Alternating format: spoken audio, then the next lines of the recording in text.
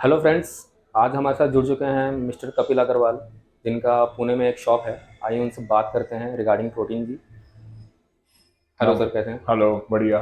Sir, सबसे पहले आप कस्टमर अपने फ्रेंड्स को हम अपना इंट्रोडक्शन दे दीजिए। आप क्या करते हैं, क्या है आपके बारे में थोड़ा बहुत। हाय फ्रेंड्स, मैं Kapil Agarwal, owner of the protein store और जिम लाइफ। मैं जिम और सप्लीमेंट्स के बिजनेस में पिछले 15 ईयर्स से काम कर रहा हूँ। तो आज कुलदीप ने मुझसे बात की कि सर कुछ एक इंटरव्यू चाहिए मुझे सप्लीमेंट्स में, और आपका टेक क्या होगा ये इंडस्ट्री के बारे में। तो मैंने सोचा कि आप लोगों से भी बात हो जाएगी उतनी। तो लेट्स स्टार्ट। Hi sir. तो सबसे पहले मैं ये जानना चाहूँगा सर कि प्रोटीन का बेसिक फंक्शन क्या होता है बॉडी में, क्यों लेना चाहिए और किसको लेना चाहिए? प्रोटीन, कुलदीप देखो, प्रोटीन बहुत जरूरी हो चुका है आजकल की जो लोगों का जो डाइट है, जो लाइफस्टाइल है। मैं नहीं बोलूंगा प्रोटीन सिर्फ जिम गोर्स ने लेना चाहिए। प्रोटीन ये सभी के लिए जरूरी है, क्योंकि प्रोटीन हमें डायरेक्टली एनिमल सोर्स से ही मिलता है। एक तो उसके दूध से, या उसके मीट या एग वाइट। जैसा वेजिटेरियन आदमी है तो उसको दूध या बाकी चीजों से, हम्म। या प्लांट्स में बहुत मिनिमम प्रोटीन होता है। उसमें से सोयाबीन, जो बोलते हैं जिम गोअर्स की उससे ईस्ट्रोजन राइज होता है, तो इसके लिए हम वो रिकमेंड नहीं करते जिम हम्म। क्लाइंट्स को। बट मैं बताऊंगा कि बहुत लिमिटेड सोर्सेस है प्रोटीन के। और ओके। प्रोटीन की रिक्वायरमेंट जो मसल मास ग्रो करने के लिए लगता है, हम्म। वो प्रोटीन बहुत मस्ट है। और हमें वो सब डाइट नहीं मिलता, इसीलिए आजकल सप्लीमेंट्स प्रमोट हो रहे हैं जिसके हम्म। कम कैलोरीज भी है और प्रोटीन का पूरा रिक्वायरमेंट मिलता है। इसीलिए मैं तो मेरे क्लाइंट्स को, मेरे शॉप को 15 ईयर से मैं यही एजुकेट कर रहा हूँ हम्म। कस्टमर्स को कि वे प्रोटीन आप ले सकते हो, उसमें कम कैलोरीज में आपको पूरा न्यूट्रिशन मिलता है। ओके। तो सर, प्रोटीन में अभी दो तीन टाइप के प्रोटीन आते हैं। वे हम्म, आता है, हम्म, आइसोलेट आता है, हम्म, हाइड्रोलेज आता है। हम्म। तीनों में डिफरेंस क्या होता है मतलब? देखो, वे प्रोटीन मतलब ये मिल्क से बनने वाली चीजें, मतलब वे प्रोटीन। प्रोटीन में भी प्लांट प्रोटीन आ चुका है। तो मैं तो वे प्रोटीन की बात करूंगा। प्लांट प्रोटीन बहुत नया चीज है। हम्म। वे प्रोटीन के अंदर है अभी आइसोलेट्स और कॉन्सेंट्रेट। कॉन्सेंट्रेट मतलब फर्स्ट प्रोटीन, हम्म। और आइसोलेट मतलब उसमें के अंदर के कार्ब्स कम हो जाते हैं, कैलोरीज मतलब डबल फिल्ट्रेशन जब हो जाता है तो हम्म। उसको आइसोलेट प्रोटीन बोलते हैं। इसके अंदर कम कैलोरीज होते हैं as compared to concentrate protein. Hmm. जो जिनको डाइजेशन वीक है, जो हम्म। एल्डरली पर्सन है, या जिनका डाइजेशन का प्रॉब्लम होता है, वो लोग मोस्टली हम उनको आइसोलेट सजेस्ट करते हैं। ओके। तो सर, अगर किसी कस्टमर को जानना है या किसी को जानना है कि उसके अंदर प्रोटीन कितना है, कितना उसको डेली इनटेक करना चाहिए, उसके लिए उसको क्या करना चाहिए? तो इसके लिए बहुत सिंपल फॉर्मूला है एक्चुअली। ये कोई रॉकेट साइंस नहीं। आप सब लोग जो भी व्यूअर्स है उनको बताऊंगा। बहुत हम्म। 15 ईयर्स में मैं आपको बोलूंगा, जो भी आपका बॉडी वेट है, जैसा कि मेरा बॉडी वेट अभी 85 केजी है, तो मुझे अगर हेल्दी रहना है तो मुझे मिनिमम 85 ग्राम्स ऑफ प्रोटीन लगेगा। अगर मुझे बिल्टअप करना है तो मेरे बॉडी वेट का डबल, मतलब 170 ग्राम्स ऑफ प्रोटीन मुझे लगेगा। तो ये हम्म। बहुत सिंपल है। ऐसा कुछ नहीं है कि आपको कितना प्रोटीन मेरे लिए अलग है। एकदम हम्म। सिंपल है। आपका जो भी करंट बॉडी वेट है, आपको मिनिमम उतना प्रोटीन तो चाहिए हेल्दी रहने के ओके। तो अगर आपके पास कोई कस्टमर आता है तो लिए।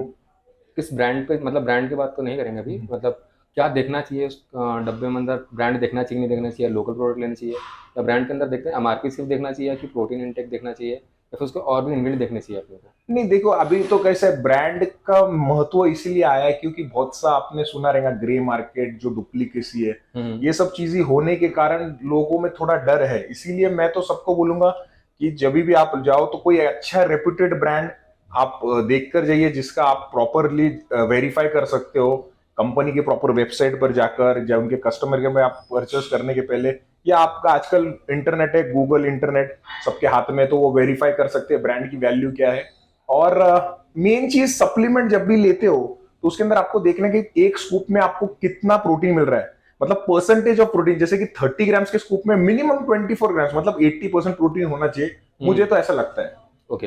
तो आदमी ने जब भी आप परचेस करो तो आपको 24 to 25 ग्राम्स ऑफ प्रोटीन पर स्कूप होना चाहिए। मतलब 80% देखिए, 25 ग्राम्स, अभी 100 ग्राम में 25 होगा तो वो मत लेना है वो, क्योंकि हम्म। उसमें 25% ही प्रोटीन है। हम्म। मैं बोल रहा हूँ परसेंटेज वाइज देखना है आपको कि एक स्कूप की साइज के हिसाब से तो 70 to 80% के बीच में प्रोटीन मिनिमम होना चाहिए। मिनिमम होना चाहिए। चलिए सर। और आप बजट की बात बोल रहे थे कि ब्रांड ब्रांड थोड़े महंगे होते हैं क्योंकि उनके प्रोसेस बहुत रिफाइंड होते हैं, तो उसके लिए कॉस्ट लगता है। इसके लिए हम्म। थोड़ा 5-10% का ही है, बट आपकी हेल्थ सुरक्षित रहती है जब आप कोई ब्रांड के साथ जाते हो। जबकि कोई अननोन या लोकल ब्रांड जिसके बारे में आपने सुना नहीं, तो वो ऐसे ब्रांड अवॉइड करना चाहिए customer. Hmm. Apart from the protein कितना पर स्कूप है, उसके अलावा उसमें बहुत सारी चीज़ें होती हैं, अमीनो एसिड प्रोफाइल होता हाँ है, हाँ हाँ। तो वो सब भी उनको देखना चाहिए, तो उसमें क्या मतलब? देखो वे प्रोटीन के अंदर की जो अमीनो एसिड्स की प्रोफाइल है, बीसी डबल ए, ग्लूटामाइन, ये बाकी सब चीजें, ये सब भी देखना होता है। बट मैं तो बोलूंगा कभी भी आप जिस पे 100% वे लिखा है ना, उसमें चेक करने की जरूरत नहीं। आपको प्रोटीन चाहिए तो कोई भी डब्बे पे ना 100% वे अगर लिखा है, वे प्रोटीन की सप्लीमेंट्स की बात कर रहा हूँ, 100% वे लिखा है तो उसकी प्रोफाइल नहीं चेक किया तो भी चलेगा, क्योंकि 100% वे प्रोटीन है मतलब उसके अंदर प्रॉपरली सब बैलेंस्ड में ग्लूटामाइन, मतलब अमीनो प्रोफाइल भी बैलेंस्ड है और प्रोटीन भी बैलेंस्ड है। चलेगा। सर जैसे कि मैं आपको देख रहा हूँ बॉडी आपकी बहुत अच्छी है, ठीक है, तो ये जानना चाहूँगा कि आज के टाइम पे जो लाइफ चल रही है उसमें एक्सरसाइज करना या जिम जाना कितना ज़रूरी है? देखो बहुत जरूरी है। मैं तो बोलूंगा कि बहुत से लोगों को मैंने अभी जिसमें 15 इयर्स के एक्सपीरियंस के हिसाब से जो इंटरेक्शन हुआ है कस्टमर्स से जिम में और शॉप पे, उसके बेसिस पे बोलूंगा बहुत से लोग हमारे पास जिम लगाते हैं जबकि वो टीन एज मतलब कॉलेज वॉलेज में जाना शुरू करते हैं 18 ईयर्स में। तो उनको लगता है हम कॉलेज में अच्छे दिखे, बट ये उनका जो जर्नी होता है एक जॉब लगने तक या शादी होने तक ही वो सोचते हैं कि हम लोग जिम जाए। जैसे कोई शादीशुदा आदमी को पूछे कि आप जिम जाते हो क्या, तो बोलते नहीं अभी तो शादी हो गई, बच्चे हो गए। तो मैं उसको बोलूंगा कि ये बहुत इंपॉर्टेंट पॉइंट है, व्यूअर्स ध्यान से सुनो, कि शादी करने के बाद तो उसकी जिम्मेदारी और बढ़ जाती है। अब उसकी वाइफ है, उसको किड्स है, तो उसने तो हेल्दी रहना ही है। आपने ये बात को नोटिस करना चाहिए कि जो मैरिड पर्सन है उसने तो जिम मैंडेटरी जाना है। एक बार आप टीन एज में हो, नहीं आए जिम, कोई स्पोर्ट्स या एथलेटिक्स में हो तो चलेगा, बट जो शादीशुदा है, मैरिड पर्सन है, रिगार्डलेस मेल फीमेल दोनों भी, वाइफ ने भी जाना चाहिए और हस्बैंड्स ने भी जाना चाहिए। और मेरा तो ये मैसेज है कि शादीशुदा आदमी ने जिम जाना जरूरी है। जैसे स्कूल में एडमिशन लेते हैं बच्चों को, शादीशुदा आदमी ने जिम में एडमिशन लेना चाहिए। नहीं सर, एक्चुअली जिम भी जाना कंपलसरी, लेकिन किसी बार टाइम नहीं रहता बहुत लोगों के पास, या उसका लाइफस्टाइल ऐसा रहता है, उसका वर्किंग कल्चर ऐसा रहता है, तो उसके सब्स्टिट्यूट में क्या वो एक्सरसाइज घर पे कर सकता है नॉर्मल? वर्कआउट अगर घर पे भी आप पुशअप्स करते हो, पुलअप्स करते हो, स्क्वाट्स करते हो, ये तो घर पे बेसिक एक्सरसाइज कर सकते हो। बट क्या होता है, जैसे कि हमने थोड़ी देर पहले आपने बात की थी कि वे प्रोटीन कब लेना चाहिए, तो मैं पॉइंट बोलना भूल गया कि जब भी आपको मसल ग्रो करना है ना, तो उसको प्रोग्रेसिव ओवरलोड से जाना पड़ता है। मतलब जैसे कि आज मैं 10 किलो का डंबल, जैसे कि मैं घर के अंदर 10 किलो का डंबल है, बट मेरे पास पूरा सेटअप नहीं है, वो जिम में ही आपको मिलेगा 10 के जी, 15 के जी, 20 के जी, 25 के जी।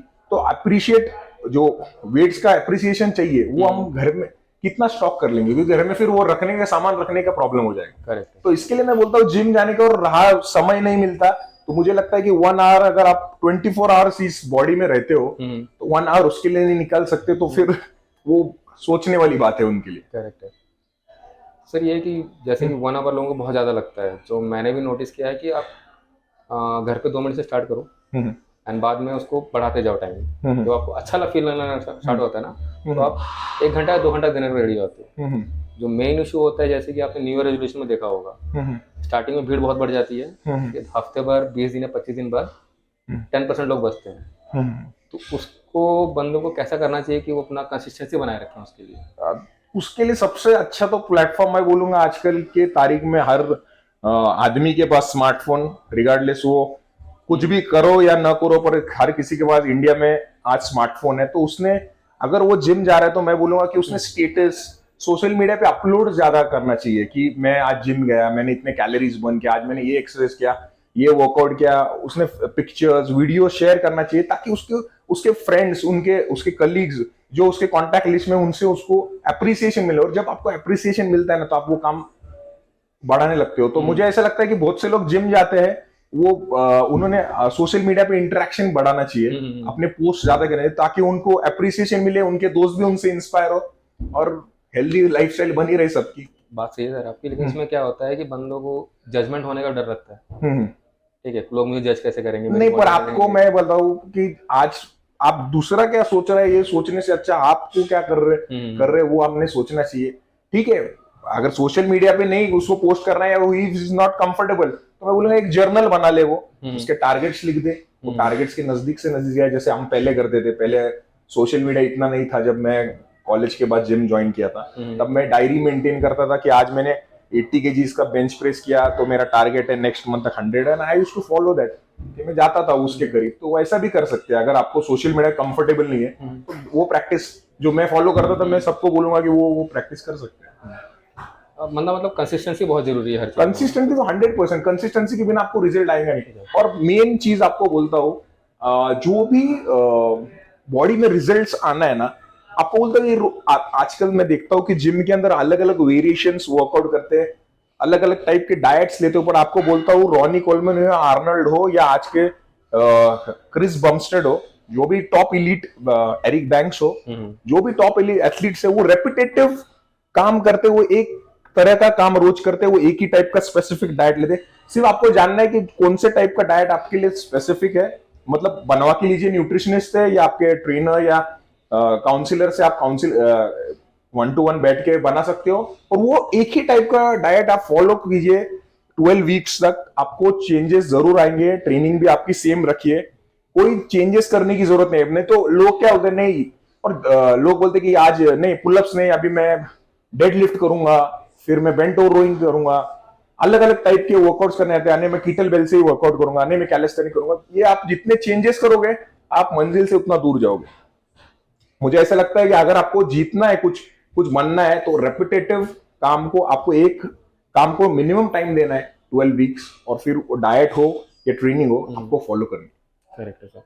और सर ये जाना था कि बहुत सारे प्रोडक्ट आ रखे हैं, जैसे प्रोटीन भी आता है, बीसी डबल भी आता है, अल्फा-टाइम भी आता है, तो ये सब चीज़ें होती किस लिए? बीसी डबल का बेसिक फंक्शन क्या होता है, अल्फा-टाइम का बेसिक फंक्शन क्या होता है? देखो, अभी सप्लीमेंट्स तो बहुत तरह के आ चुके हैं कि, पर मैं तो बोलूंगा बेसिक स्टैक अगर किसी को लेना है तो वो वे प्रोटीन ले सकता है, और मल्टीविटामिन, फिश ऑयल। और अगर ठीक है, फिश ऑयल अगर वो नहीं लेता तो वेजिटेरियन भी सोर्सेस में आजकल ओमेगा मिलते हैं, फ्लैक्सीड ऑयल वगैरह, वो ले सकता है। पर बेसिक आई थिंक कि वे प्रोटीन, एक मल्टीविटामिन, और कोई ओमेगा 3, 6, 9 कोई भी ले सकते हैं। और जहां तक आपका सवाल है कि प्री वर्कआउट्स और बीसी डबल ए ग्लूटामिन क्या रोल प्ले करते हैं, तो देखो, प्री वर्कआउट स्टिमुलेंट्स होते हैं, इसमें होता है कैफीन, एलानाइन, सिट्रुलिन, मैलेट, जो आपका एनर्जी का सडन राइज कर देता है, स्पाइक कर देता है, तो आपका एनर्जी लेवल्स शूट अप हो जाते हैं। और दूसरी जो बीसी डबल ए होता है, वो मसल लॉस नहीं होना चाहिए, क्योंकि बहुत बार क्या होता है, बहुत सारा कार्डियो कर लेते हैं हम, बहुत सारे फैट स्ट्रिक्ट डाइटिंग करते हैं, तो मसल लॉस होना शुरू करते हैं। तो बीसी डबल एक ऐसा अमीनो एसिड है जो आपका मसल लॉस को रोकता है, एनर्जी भी प्रोवाइड करता है ड्यूरिंग वर्कआउट, वर्किंग मसल्स को।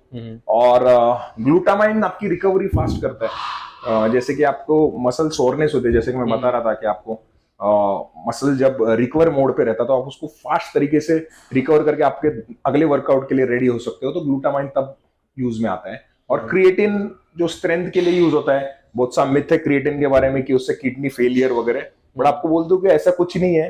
कोई भी चीज अगर डोसेज में ले जाए, उसकी सर्विंग साइज मेंशन होती है हर पैक पे, अगर वो सब चीजें फॉलो होती है, तो मुझे नहीं लगता कोई साइड इफेक्ट होना चाहिए। साइड इफेक्ट के दूसरे कारण काफी होते हैं, जैसे कि वो आप एक साइड देखते हो कि उसने क्रिएटिन लिया था, उसके साथ बहुत सा स्टीरॉइड आ गया है आजकल, बाकी और चीजें जो जिसको कुछ नॉलेज नहीं है, वो लोग साइकिल्स बना रहे हैं, बहुत सा हाफ नॉलेज पे काम कर रहे हैं, और उसके साइड इफेक्ट्स वो हो सकते हैं। बट एंड में देखा जाता है क्रिएटिन या कोई सप्लीमेंट जो वो रोज खा रहा था, वो लोग देखते थे, तो उसको ब्लेम किया जाता था। मुझे ऐसा लगता है कि सप्लीमेंट्स का रोल नहीं, इसमें स्टीरॉइड्स का रोल बहुत होता है। और इनको आजकल के यंगस्टर्स को मैं बोलूंगा कि हार्डवर्क के लिए कोई शॉर्टकट नहीं है, ये स्टीरॉइड्स टेम्पररी रिजल्ट देने वाले हैं, पर आपकी लाइफ रूइन कर सकते हैं आगे जाके। तो प्लीज मैं व्यूअर्स को वही बोलूंगा कि यंगस्टर्स स्पेशली, कोई स्टीरॉइड साइकिल्स कोई आपको ऑफर भी करे, तो please do not buy it. आप सप्लीमेंट लीजिए, प्रॉपर न्यूट्रिशन और hard work in the gym. चलेगा सर। मुझे लगता है व्यूअर्स को बहुत कुछ पता लगे होगा आज के बारे में। नहीं, बहुत अच्छा लगा मुझे। कुलदीप ने मुझे जैसा कहा कि आज सर आज इंटरव्यू करते, तो मैं रेडी हो गया, वाला कुछ बात कस्टमर्स मेरे जो करता था, पर आज मैं व्यूअर्स जो आपके फ्रेंड्स है और जो अन्य जो व्यूअर्स ये वीडियो आगे देखेंगे, उनके लिए एक मैसेज और एक इंफॉर्मेशन का वीडियो जरूरी है कहलाएगा। करेक्ट है सर। चलिए sir, thank you so much. Thank you sir.